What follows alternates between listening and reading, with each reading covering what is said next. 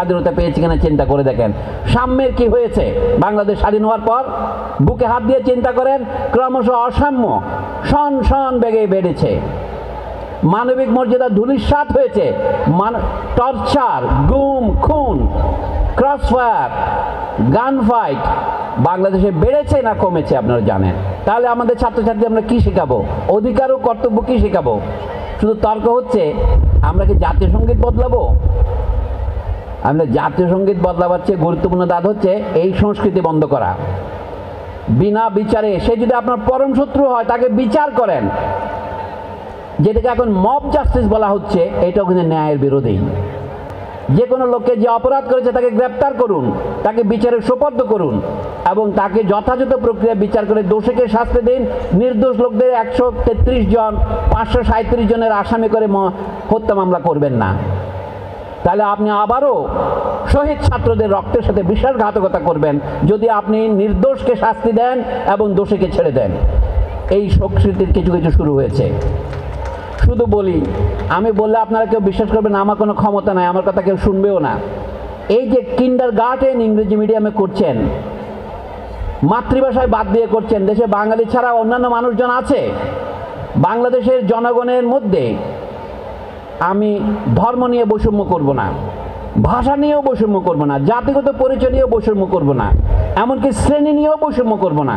এইটা যদি আপনার শপথ হয়, আপনি দেশের নতুন নতুন শ্রেণী তৈরি করছেন কেন? তাহলে তারা সহজে দেখিয়ে দেখেন তো মাদ্রাসা শিক্ষা আছে, ইংরেজি শিক্ষা আছে, কিন্তু নতুন নতুন ইংরেজি শিক্ষা বাড়াচ্ছেন। এটা কি সাম্যকে বাড়াচ্ছে না বৈষম্যকে বাড়াচ্ছে? আমি আবার বলি, আমরা বৈচিত্র্যের বিরোধী নই, কিন্তু আমরা বৈষম্যের বিরোধী।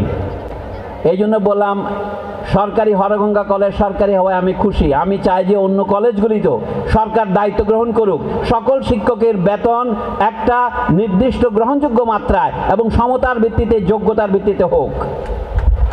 আমরা যারা বিসিএস পাস করে ক্যাডার হয়ে ঢুকেছি, সুতরাং আমি আমাকে নিয়ে চিন্তা করব, আমার ভাই যে বিসিএস ক্যাডার হতে পারে নাই, কেউ কেউ মেধার দোষে, কেউ কেউ ভাগ্যের দোষে। ভাগ্যের দোষে যদি আমিও একজন, আমি সরকারি কলেজে শিক্ষক হতে পারি নাই না, সে ভাগ্যক্রমে হতে পারি নাই, তাই বলে কি আপনি আমাকে একেবারে মাসে 11,000 টাকা বেতন দিবেন? এটা দেখেন, সরকারি কলেজের শিক্ষকরা তাদের ক্যাডার বৈষম্য দূর করার জন্য আন্দোলন করছেন। অনেকের সাথে আমার দেখা হচ্ছে, কথা হচ্ছে, কিন্তু আমি বলছি প্রাথমিক বিদ্যালয়ের শিক্ষকদের জন্য আপনারা আন্দোলন করছেন না কেন? আপনারা অত্যন্ত ভালো কাজ করেছেন, শিক্ষক পরিশোধ করেছেন, নিজেরা পকেট থেকে টাকা দিয়ে চাঁদা তুলে শহীদ পরিবারকে সাহায্য করেছেন। এই জন্য আপনাদের অভিনন্দন এবং ধন্যবাদ জানাই। উনি এখনো বেঁচে আছেন, আবু সালেহ সাহেব।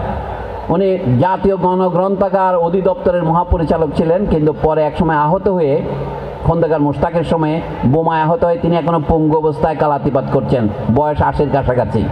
আমি এই কথাটাই বলছি, বর্তমানে আমরা মরার স্বাধীনতা পেয়েছি। অন্য কোনো শাসন, এখন একত্ব, এগুলো তো নরম করে বলা। এইরকম শাসন তো আমরা কখনো আশা করিনি। ধরা যাবে না, ছোঁয়া যাবে না, বলা যাবে না কথা, রক্ত দিয়ে পেলাম শালার মরার স্বাধীনতা।